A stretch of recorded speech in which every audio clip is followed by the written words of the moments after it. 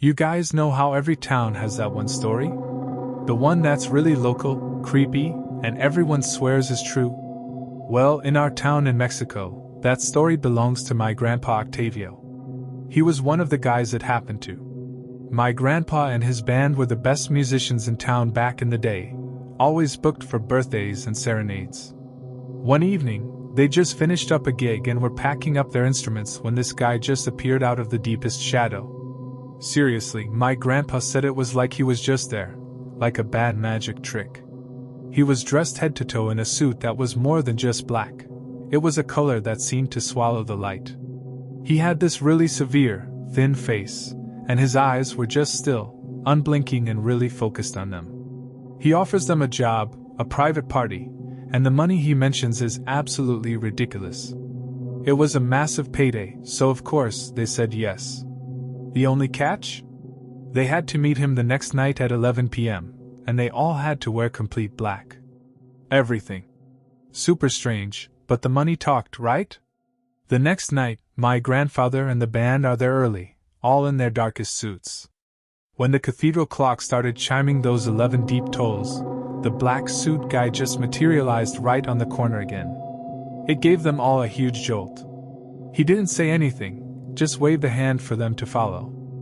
They walked for ages, through streets my grandpa swore they'd never seen, until they hit this spot where there was suddenly this huge, old mansion. It was silent, completely dark, and just radiated this incredibly heavy, dead feeling. The guy led them inside, dropped a huge bag of coins on a table, paying them up front, which was weird, and told them to wait while he went through these giant double doors. My grandpa said he felt this cold, crushing sense of dread just sitting there. Then this tiny, wizened old guy pops out and whispers, "The music needs to start. Play the first waltz." So, they start playing. The doors swing open, and the dancers start gliding out. They were all wearing these fancy, out-of-style clothes, and they were all really pale. The first thing my grandpa noticed that made his stomach drop was that the couples weren't touching the floor. They were floating, hovering maybe an inch above the wood. He looked closer, and that's when the real panic hit. Their feet, underneath the elegant shoes, weren't feet at all. They were dark, polished, cloven hooves, like a goat or something much worse. But the worst part? Their eyes.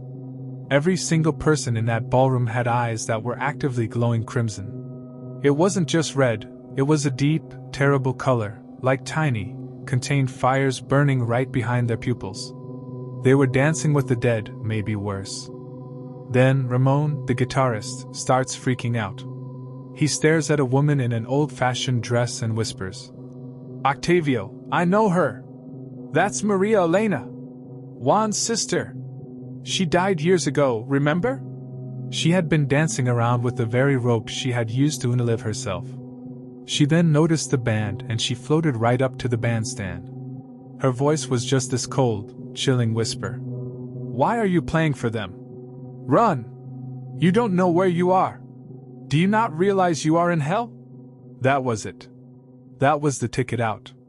They didn't grab the instruments, they didn't look for the money, they just dropped everything and ran like they'd been shot out of a cannon.